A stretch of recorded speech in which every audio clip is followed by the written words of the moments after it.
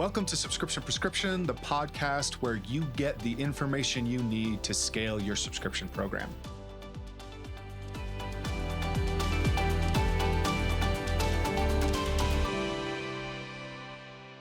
Okay, before we dive into today's dose on SEO with Josh Piepmeier, I first want to talk to you about loyalty.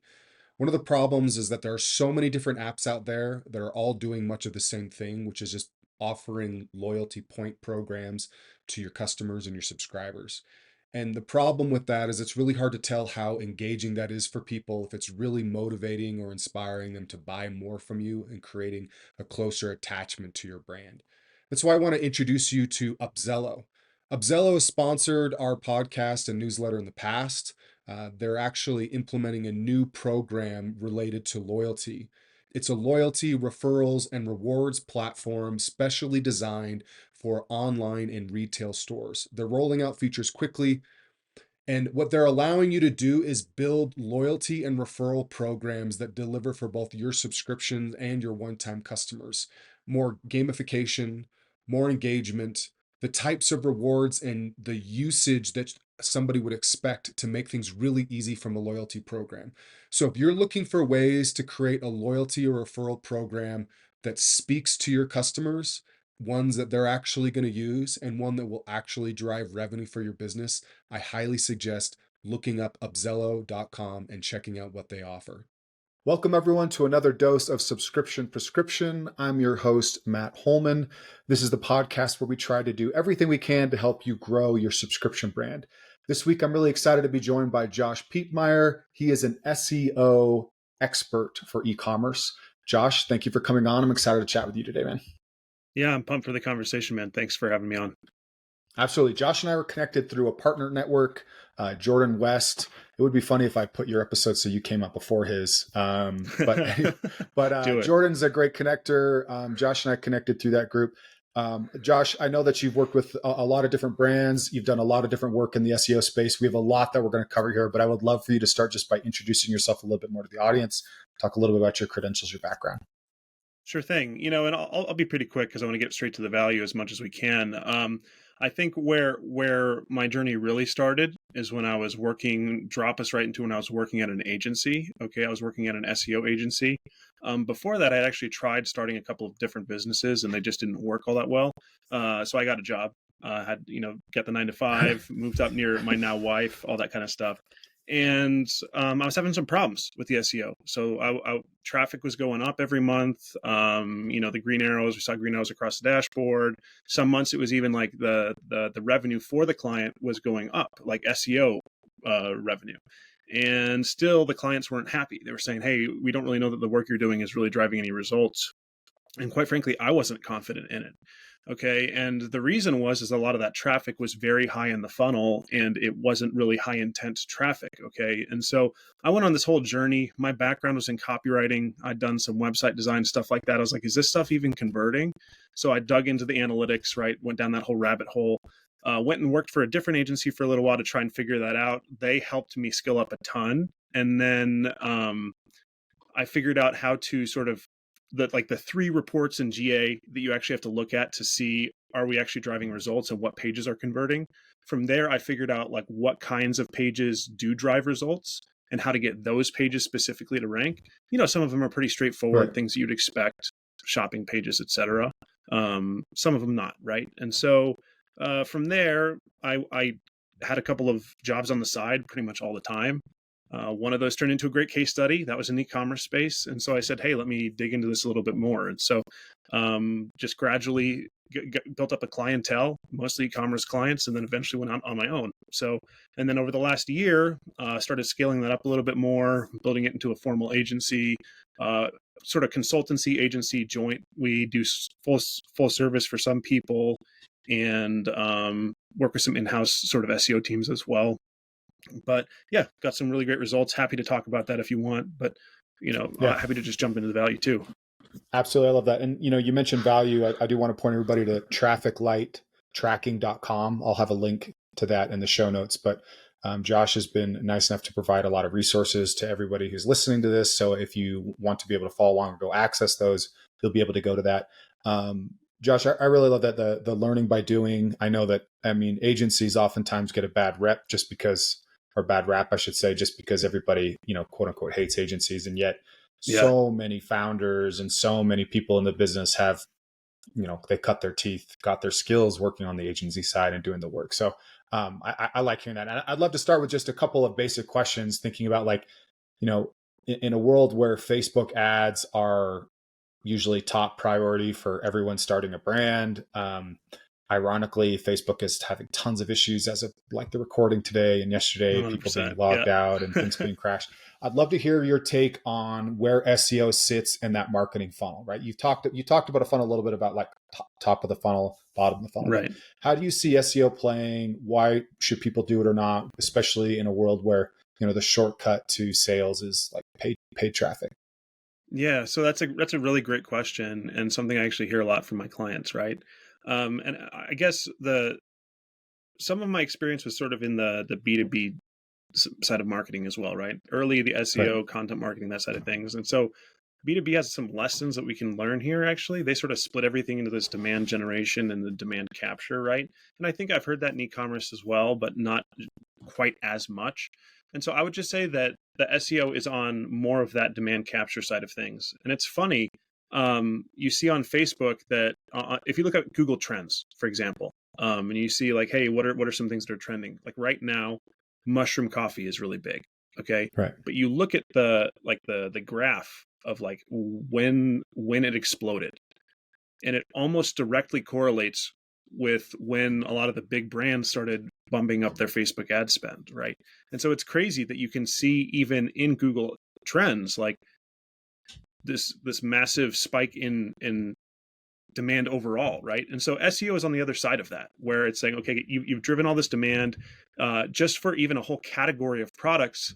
Now, what's going to happen? Well, even if people don't convert on your Facebook ad, right? What like the 90+% of people that don't convert every time, they're going to go research some of the products, right? And so then there's going to be that whole section at the bottom, like the bottom 20%. It's like, hey, I'm not ready to buy right now, but this is So, interesting. Let me do more research. so I never really connected it that way before. I really like that. So just as an example, this is how help me understand and help listeners understand. So let's say I'm seeing, I'm seeing an ad about a new type of like supplement that has a different type of like oxidization technique or something like that, right? So I'm seeing this 100%. ad. This is like a value prop, a video. Somebody's trying to tell me why this oxidation is so important. So then I'm curious to see if this is like legit or not. So I go Google, do I need oxidation in my whatever protein supplement? And then I'm going to Exactly. see a bunch of SEO results on articles that are answering that question, right? And a lot of those articles are put together by companies that are trying to sell me or sell me the alternative to that type of feature, right? Is that kind of what you're saying? Is like that the beauty of where SEO comes in, especially with like something like mushroom coffee?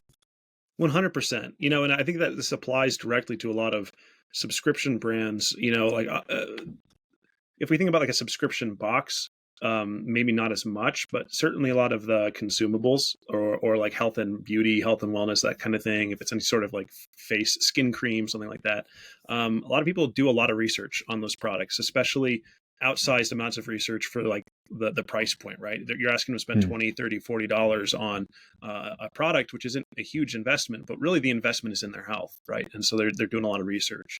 And exactly what you said. And so, there's a couple ways that you can go about fixing that. It's sort of like you're putting water into a bucket, and then are you filling all the holes? And so Google Ads is part of that, but SEO is the other part, right? And Hmm. SEO is really good for a lot of the informational stuff, and really making a case for the product, not just saying, okay, let's get you to the product page and give you another chance to convert.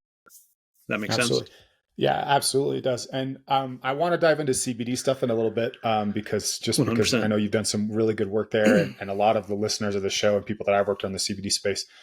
But I'd like to just keep going down this road of what types of content then do you see as common SEO plays for brands? Like either somebody's like looking at, well, let's keep it simple. What type of content plays do you see be effective within the SEO space for e-commerce brands?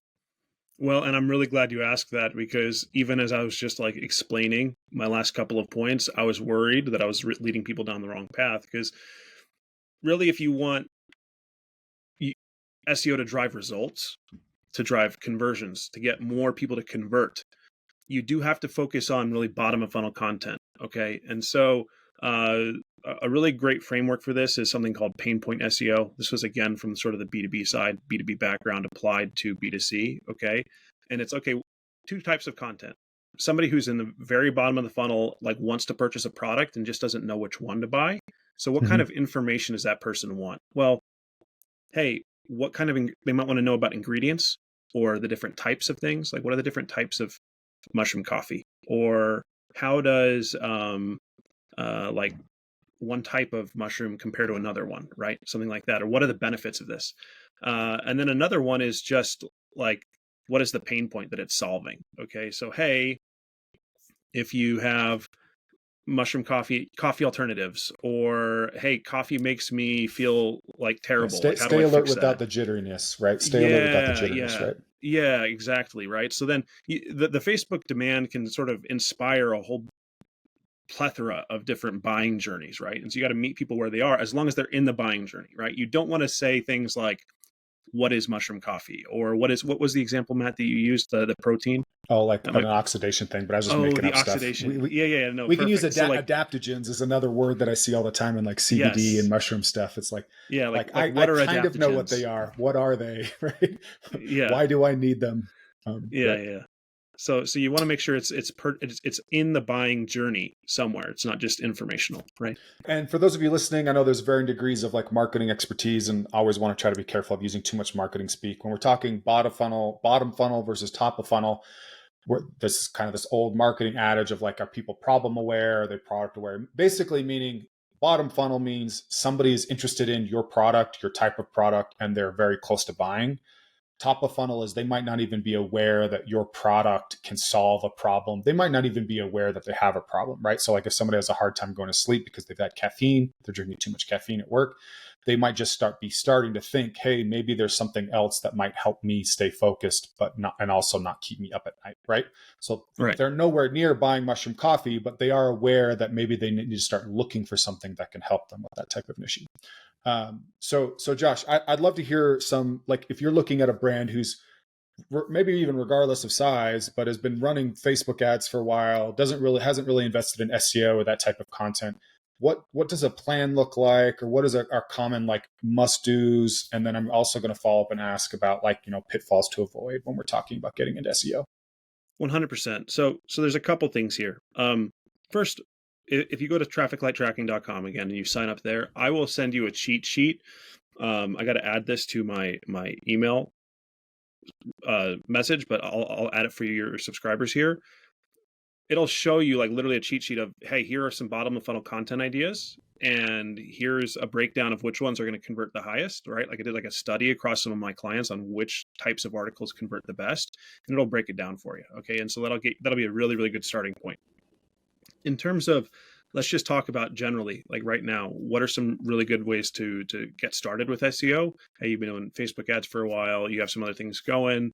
Where do you start? So I'd say the first place to start is, before you even start thinking about content, think about the long-term goal, right? And so the long-term goal of SEO is really to get some of your shopping pages ranking for um, high intent keywords, right? So, ultimately, yes, we had that conversation around demand, and we're driving people from Facebook to a bunch of other different buying journeys. But at the end of the day, if you sell CBD gummies, you want to rank for CBD gummies or some Right. variation, right? So the first thing you want to do is make sure that your shopping environment is set up for that. So this is actually going to tie into the pitfalls. So we're jumping ahead a little bit, but it's important. People will just sort of use their product name only, right? They'll say, hey, this is pain relief CBD gummies, and then they just call it pain relief. And then the URL is pain relief, and everything just says pain relief. They don't even say that it is CBD gummies, right? This is Okay. more common than you'd think. So just sort of keep in mind, as you're creating content, even on your core site, explain a little bit what your thing is, right? Just call it what it is so that you can start to rank for some of those other terms. This isn't going to be an immediate thing, but if you're setting up your site right now, you're going to have a much better chance in the long run of starting to rank for those things over time, okay? Because then as you start to create content, you're essentially showing Google, hey, our entire site is relevant for this category of product, and eventually we are experts in this space, and that is what we sell, and everything is all sort of aligned and moving in one direction. This idea of having everything be aligned and moving in one direction is very, very powerful. Some people who are very SEO savvy might know of this as sort of topical authority. Okay. Right. Now, Right. any questions on that before I jump into just like a couple of like basic must-write articles that I would really recommend for No, most I mean that sounds brands? pretty simple. It's like the same way thing you do to optimize an Amazon product page, right? You want the 100%. title to be explicit. You want the URL or the related to the product page to be having that product name be a little bit more explicit. Brevity isn't necessarily your ally on that point. And then having the shopping experience and the whole website. And what I say from a topical authority standpoint, it's going to kind of mess you up if you're trying to sell three very different types of categories or industries. It can be a little bit more confusing, right? It's better to focus on whatever your core product or your core offering is. Definitely. I'd say so. And even if it's just a matter of SEO optimization, right? I'm not saying that if you sell three types of products, you're doomed and you won't rank well, but Right. just make sure that everything like in that core product line is doing well and is really well SEO optimized. And then you can start creating content around that. Okay. All right, cool. Yeah. And then so you were going to mention some of the top places to start for content. Yeah. So I think like a really good handful of topics to start off with are pricing. Okay. Okay. Benefits, especially for anything that is health and beauty related. I think doing some defense on branded terms is a good idea, and I'll get to that in a second. And then the last one that's kind of controversial but works very, very well is writing any sort of best of list post. So saying like, hey, here are the 10 best X, right? Kind of like you would expect an affiliate to write, except just mention your brand first and then give honest takes about everybody else sort of in the space, right? Those kinds of articles can convert very well. Okay. So I'd be happy to sort of dig into each of those a little bit. I think especially the last two are a little bit controversial. I'd like to explain the brand part, but does that all make sense from Yeah. an Yeah, overview? Okay. absolutely. All right, Absolutely. let's do it. Okay, so I think the defense on brand terms is interesting. You can even go on offense here too. So what I mean is that if you are especially a big player in a space, people are going to be searching for your product and comparing it to competitors. So they're going to say things like, I don't know, Charlotte's Web versus Medterra, Right. or Nike versus Adidas basketball shoes, or things like that. And so if your brand shows up there, you've got to be showing up for those terms. And so if that means that you have to talk about a competitor and give an honest take on them, that's sort of table stakes, right? Because somebody's going to be controlling that conversation. And if it's around your brand, then if you're avoiding that topic, you're allowing somebody else to control the conversation around your brand, right? So really sort of critical that you get versus or any sort of brand comparisons for your brand, especially. If you want to sort of insert yourself in the conversation, you can. I've seen that do very well. So let's say you are a new boot brand and somebody's searching for Thursday versus Timberland boots. Not a great comparison, but let's say they are. You could literally do Thursday versus Timberland and then say, hey, my boot brand is also a third option that you should consider. Here's our site, go check it out. And then do a straightforward comparison of the other two people too. So just giving them, if you have to have a very short, direct, solid pitch for, hey, here's why you should even consider us. You're at the bottom of the funnel, you're considering two different options. Here's why you should divert your journey and consider a third as Right. well, right? But those things can convert very, very well if you can get the pitch right, because you're in front of people who are trying to buy, right? So, I feel like and that's it's where the your same. copywriting background comes in play, right? 100%. It's actually like I love to tell the sort of Gary. I think it's Gary Halbert. He has that story. Like, hey, he asks all of his students, if you wanted to, let's say you had a hot dog stand, what's the one thing, and you could only have one advantage over your competitors, what would it be? And all the students are like, I'd have the highest quality hot dogs, or the best signage, or et cetera, et cetera. And they list all these things. And he's like, well, all of you are wrong. The only advantage that I'd want is a starving crowd. Right. And so like ultimately, like why do we go to ball games and pay $8 for a mediocre Yeah. hot dog, right? It's because Right. like we need the sustenance essentially. So Right. if you get in front of people who are ready to buy, that's the ultimate trick. And then everything else sort of falls into place. Okay. So Okay. Same thing with the best of list posts. You just sort of list yourself first in the list. Hey, top 10, we're number one, and then give honest overviews of everybody else, and you'll convert. It'll convert very well. It is pretty funny how actually a B2B SaaS company I was working at when I was at QPilot, we did one of those, and Okay. we still periodically get hit up by competitors in the WooCommerce space asking, can we be added to your list? We're really competitive. And then I had to reply and say, hey, like, I'm not sure if you noticed, but like the blog is hosted on a competitive product to yours. Like, sorry, like we've already Yeah. got the SEO juice we need. Okay, but Yeah. yeah, I know it's controversial because some people feel like you're diverting. I do feel like in the end that the consumers are somewhat discerning and appreciate honesty and directness. And if you do make that listing, and yes, if you're putting yourself first, I mean, at the end of the day, especially with subscriptions, if you win somebody because you were totally off or totally wrong, like they're going to churn. So being able to position your 100%. product for that core value offering, that core reason why somebody's going to like you over the competitor, you should know what that is better than anybody. So write content that speaks to that. Those are the types of people you want to work with. Exactly. Any more pitfalls on when you've seen with people that are working at when they're just getting started on SEO? I mean, I'm thinking about like founder stories. Like, is that just too broad or too like from a content standpoint, or should it still just be more product and outcome focused for bottom of funnel searchers? Yeah, I think the founder stories are helpful content to have on the site, but they're not going to have a lot of SEO value. Mm-hmm. Actually, no, I take that back because they can be very helpful for attracting backlinks. So, like, just for Okay, yeah, anybody who's listening, not super familiar with SEO, like one of the things that's really important is backlinks, which is basically when another site links to your site, that acts as a vote of confidence. Okay, and so if you have a founder story on your site, and you say, hey, here's our profile, we got X funding or whatever it is, or we hit X, we got acquired, or whatever the story is, you have a really compelling story. Um, People will link to that. And people are more likely and more willing to link to something like that than to your product page because they're saying, hey, right. we're going to share something of human value. Okay. And so then that can help your SEO a lot.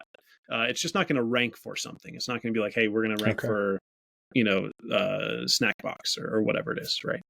I think that's one of the reasons why a lot of people feel like SEO can be pretty confusing. I think for the most part, a lot of people, unless you're in the ad space, don't really understand how the algorithm and ads work. But a lot of people feel like they have a good handle on it. But SEO sometimes feels like, because you have topical authority, you have domain authority, you have all these different elements of that, which is Yeah. a good reason why to talk to an expert. So let's talk a little bit more like um, established brands, and I'd like to hear more from you, a little bit more of like your approach when you're when you're auditing and figuring out how to take somebody that does have some content, they do have some SEO juice, they've got a few things working for them. What is the approach and the process for going there and figuring out where to go next, for anybody again who's got some SEO going but wants to figure out how to take it to the next level? 100%. So I think you sort of mentioned a trigger word here, which is audits. I feel like a lot of people have been burned by SEO audits, especially people who are established in this space. It just turns into a sort of endless list of to-dos, and you don't Right. know, it's like unprioritized, you don't know what's going on. I sort of will do a relatively simple audit, okay? On the technical side, Core Web Vitals, for the people who know what that means, I think is a little bit overrated. I will say that page bloat on your site can be important. So if you've got tens and tens of thousands of products, and each of those has 12 variations, and I had one client, for example. Let's story. They had 300 or 400 products in their catalog. So medium size. It's not like they're REI or anything, right?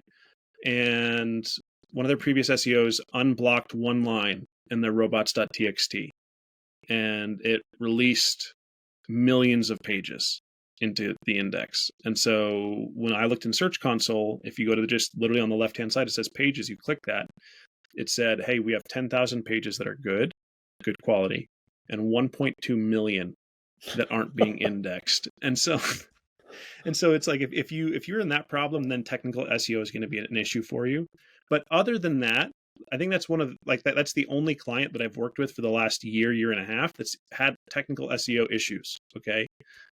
Josh, I feel like you're the only SEO person I've ever talked to that has downplayed technical SEO a little bit. Usually they all kind of hem and haw and talk about how important it is. Otherwise the ship's going to go down. Well, and I think that I'm a little bit unique in that way. I have seen it be table stakes, right? Like if something is Sure. wrong with your technical SEO, it's just a non-starter, right? But as long as you sort of have everything okay, it's like, would you change the brakes on your car if they're at 65%, or would you just wait for them to get down to the failing point, right? Like you wouldn't wait for them to get down to the failing point, but you'd be like, okay, Sure. like you know what I mean? I get what you're saying, Josh. So everybody here, if you have bad brakes, please go fix them. Please fix them. But I think that matches though within the e-commerce space, because it's so many different things are running, and you only really have the time to fix things when they break. Right. Like it's very 100%. rare for most e-commerce brands to get well ahead of all the different parts of their business. There's only a couple, like between sourcing and financing and a few things. Right. So that makes sense. You want to make sure that everything is working okay. You don't have any big red flags or anything that, like you're saying, is like going to prevent success from happening. So that's on the technical side. What does the rest of the process look like after that? Yeah. So let's move on. Yeah. Thank you. I would say one report is going to be really helpful if you just pull it out of GA. Okay. And so this is the model comparison tool. And so if you go to, I think on the left-hand side in analytics in GA4, it's under advertising at the very bottom, whatever the very bottom item is, and then model comparison. If you pull that out, you add landing page to it, you export it to a Google Sheet, you can see in there which specific pages are converting. Okay. And then from there, you can go into Google Search Console, look up those pages and see, okay, what kinds of traffic are going to these pages. Now, at Trafficlight Tracking, the whole reason that it's called Trafficlight Tracking is because I've built this report that sort of combines those two data sets together. And it tells you, hey, this page is highlighted in green. That means that most of the traffic coming to this page is from non-brand traffic sources. And so when I say non-brand, I mean people who are not searching for your brand, right? If you're Nike, a brand search would be somebody searching for Nike or Air Force One or Jordans, right? Non-brand would be somebody who's searching for basketball shoes or soccer cleats, right? And so I combine, okay, here are the pages that are converting with, here are the pages that are converting non-brand traffic, okay? And once you can figure that out, once you can see which pages on your site are converting non-brand traffic, then it's essentially building on what's working. Okay, you're saying, okay, this page on this specific topic is working. Let's say it's on something very specific. Hey, the best protein for most digestible protein powder. Okay. So you say, okay, that's working really well for us. That angle, that traffic source is working well for our product. Let's try and find some other ones that are adjacent to that. So maybe it's like best protein powder for you, best protein powder for gut health. You find things that are just different enough that it's a different page. It's a different traffic source that you're not getting that traffic currently. You create new pages around that, and you just sort of build up what's working. So it all starts with figuring out, hey, what are the pages that are converting right now? And then how do we do more of that? Okay. And then the last point I'll add on that is a great way to see how you can build on that success is to pull up that page that's converting in Search Console and say, okay, what are some keywords that this page is almost ranking for, but not exactly ranking for? So if it's at position 15 or 20, that means, hey, there's an opportunity to create a new page here. That actually sounds a lot like my subscription audits, where it's like, hey, step one is, well, yes, identifying anything that's like obviously broken, but hey, this product retains already way better than all these other ones, and yet you don't 100%. prioritize it. You don't have a dedicated sales funnel for it. Like, how are people finding out about this product? So that makes a lot of sense. And then it's just a question of like crafting a content strategy to kind of go after those lower ranking keywords, adding more content plays that are adjacent to that. So that makes a lot of sense. And that's really helpful. Okay. So we started one of our initial conversations around CBD, and I did want to save this kind of like a specific part of the show, just because I know there's so many CBD brands that follow my content, especially around subscription. So let's talk about CBD. Let's talk about a lot of what we've talked about before, but specifically for CBD. I think one of the fun things that I see are comparison lists, paid ads that go to those lists to try to bump up traffic that way. I would love to hear your strategy, because I know you've done some amazing work with one of your CBD clients around a strategy, a SEO strategy specifically for CBD, especially in a space that's so competitive and like nobody can really run ad, or you have to be creative in how you run ads. So everybody's having to invest in SEO or affiliate marketing. 100%. And so CBD is definitely a competitive space. Just like credibility, I'm going to brag for a second. We took a client, they were getting like 400 new customers a month, and just with SEO we scaled them up, so they were doing 4 times that, so they're getting about 1,600 new customers a month right now. Yeah. That's So awesome. the main thing I think and I do have the go ahead to share that information. So, just so you know, I don't break NDAs on podcasts, right? Okay, so I think the number one thing that makes CBD such a fun space to play is that it is competitive, but there's so much opportunity. Just the Right. pure search volumes and the pure like variety of things that people search for is incredible, right? And I think one of the biggest opportunities there is that there's such a vast volume of terms available that there aren't enough pages to meet that intent. And so people Interesting. underestimate the amount of opportunity there. So like you'll do a really specific term, something like, let's just say, I don't know, full spectrum CBD drops 1,000 milligrams, something. And so you look at that and you see the top result is sort of like a health line, and there's one that's maybe there's a one of the like the publisher of the week. In CBD, there's all these different publishers that are ranking from an SEO perspective, but it's Right. like a India Outlook India or something, and then number 3 is a product, and none of them really fit the keyword. And so people look at that and they just see, okay, Healthline is first and Outlook India is number 2, and they have this huge DR. The only chance we have is to build 1 billion backlinks. Well, actually, none of those pages actually fit the intent. So if you create a very targeted page on your site, you can actually outrank much more powerful competitors. Interesting. Okay. Hey, break that down a little bit for, because that's how Google Google is doing that. Can you explain to people why a direct answering the intent of the search page would outrank somebody who's got all the backlinks and all the domain authority in the world? Well, so let's think about this. Think about it like this, right? You want a recommendation for a new product, or you're shopping for a new product, and there's 2 people that you can talk to. One is a nationally recognized news anchor. They've interviewed a bunch of CBD experts, but they're not a CBD expert themselves. You go to them and you're like, hey, I have this specific thing that I want it for. I want a specific I've tried 1,000 milligrams and it wasn't enough. I want 1,500. Okay. And I've tried full spectrum. It wasn't great. I like the broad spectrum better. I don't want that THC. Okay. I want this specific product. And the news anchor, he or she might not know. They're going to say, well, I know that this full spectrum oil in general works. I'm going to give you that opportunity. Here's my endorsement on that. Cool. You might give it a try if you like that person well enough, right? Now, imagine the other alternative. You have a CBD geek. You go to your neighborhood dispensary. You're like, hey, I want this full spectrum. And before the words even come out of your mouth, they're like, dude, here's 12 options. Like I got like, oh, I got you. You think that one's cool? Let's give this one a try. There's 3 different flavors. I got it in these blends. I got it in these strains. What do you think?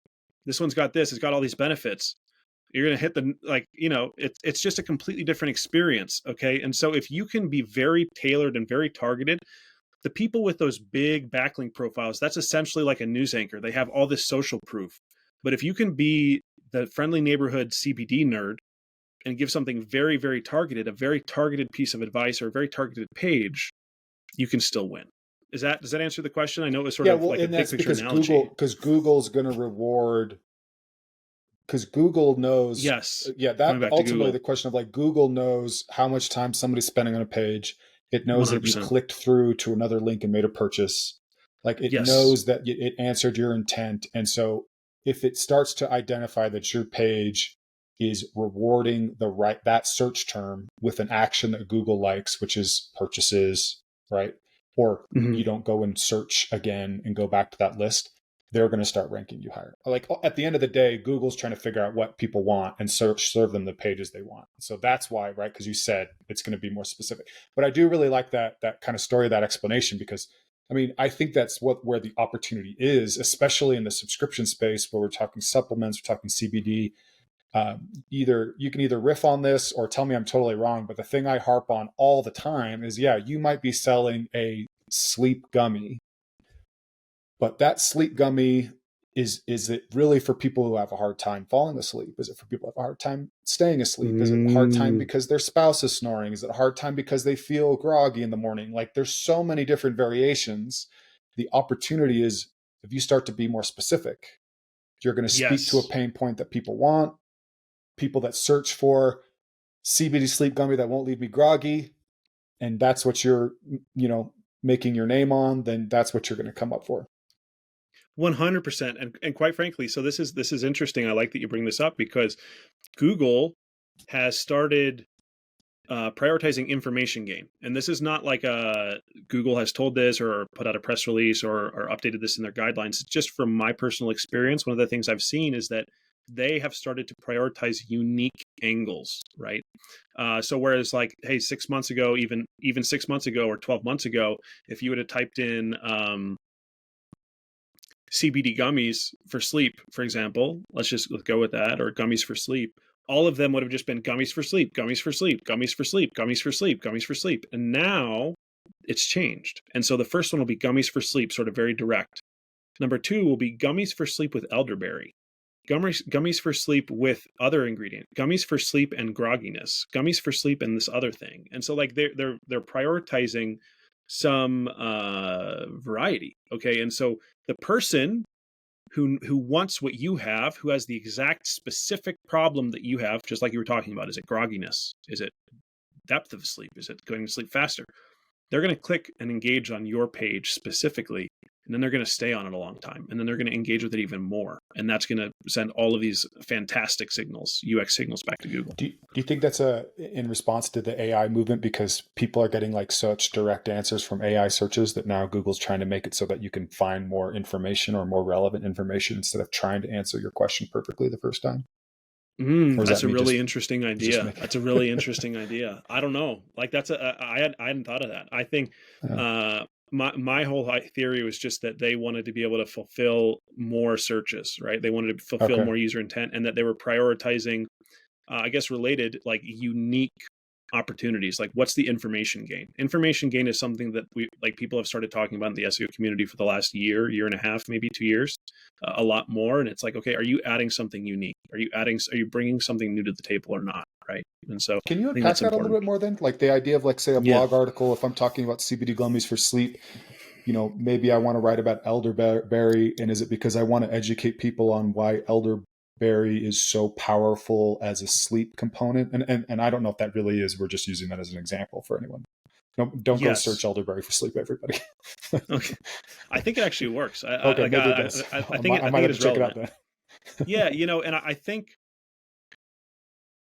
uh, it comes down to yes, but I think it has to be a well-established connection, right? Like if you were to say like else you could sort of just come out of the woodwork and say anything is good for sleep. And in your article, as long as it's brand new, it's information gain, right?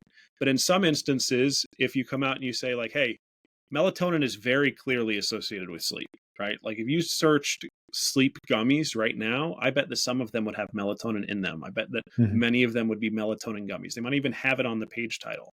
So Google probably has a very close connection in their mind. For people who are listening, it's air quotes mind, obviously,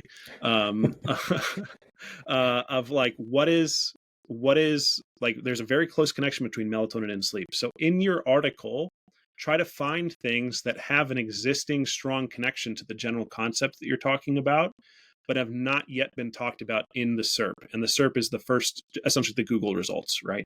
So like if the top 5 people in the SERP who are showing up ahead of you have not talked about melatonin, but there's a strong connection to melatonin and sleep, and the sort of general topic is sleep. Yeah, you might want to include that.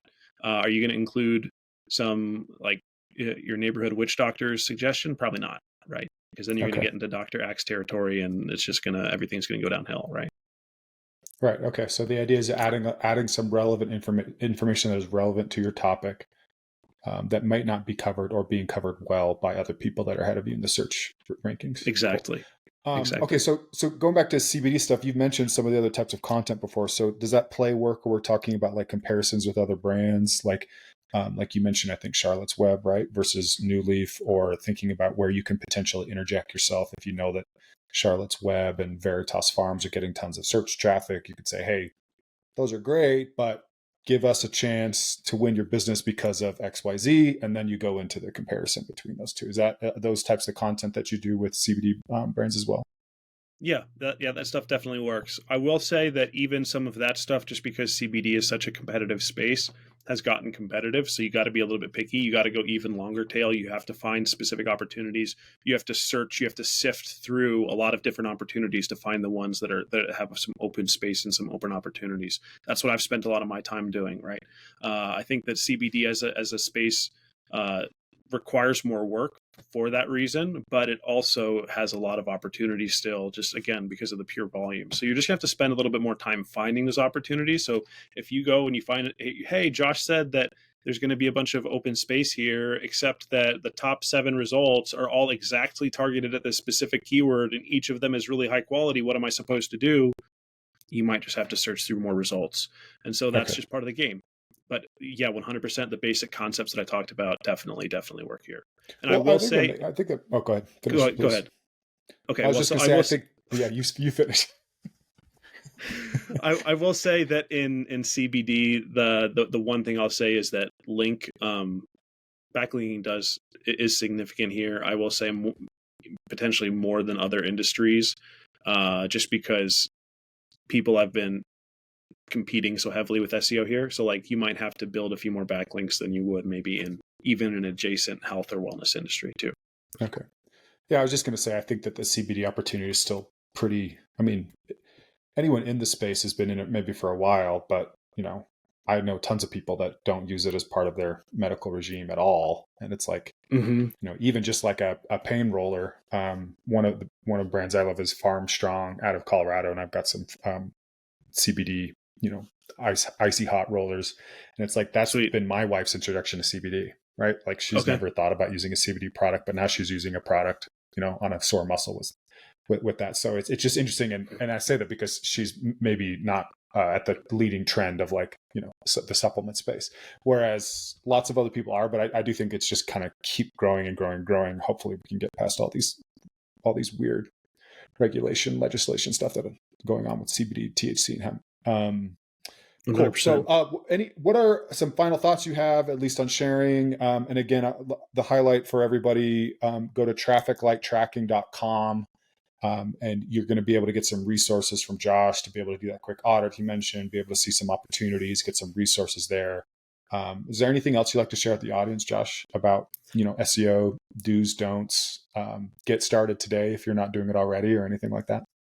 Yeah, 100%. I would say just like reemphasize that it all starts with figuring out what's working and getting a decent measurement of what is actually generating some revenue for you today and what's working, what's generating net new revenue, not just is your overall SEO revenue going up, because that can be affected by affiliates or Facebook spend or Google spend, and people are just sort of then searching your name, and that's all brand search. Get a handle on your non-brand search, what's working from that perspective, and then double down on that, and that'll find a lot of good opportunities. If you're just starting out, just get the foundations of your site set up. Get everything sort of that it makes sense, that, hey, the titles of the products are talking about the thing that you do, that you have some common sense guides to help people who are in the buying journey make some steps further along the process. And then if you do that, even if you don't knock it out of the park with SEO, if you talk to somebody like me in 6 months, you make my life a lot easier. And instead of me coming to you and saying, hey, this has to be a year-long engagement because we're starting from zero, it turns into, let's tweak 2 or 3 things. Mhm. and then you're going to see some returns in 3 months, right? 3 to 6. So it Yeah. literally cuts the time to revenue, time to ROI in half. Just get the basics done. If you're further along, that's attribution. If you're just starting out, common sense content. Absolutely. Okay, cool. I love that. It's again, for anybody listening, you can connect with Josh Piepmeier on LinkedIn, as well as please go to his trafficlighttracking.com. I will have a link to that in the show notes. Josh, thank you so much for coming on the show. We don't talk about acquisition enough within the subscription space, so this has been really, really helpful. Yeah, thanks a lot, Matt. Thanks for having me on. It was great chatting today. Absolutely. Thanks, man. Okay, and again, I want to give a quick shout out to our sponsor for this week's dose, Upzelo. If you are looking for a better way to do loyalty, I highly recommend you giving them a look. I'll have a link to their website in the show notes. But again, in this changing world of trying to create better engagement and trying to get more from your customers in a way that works for them, Upzelo is building a great loyalty platform for you.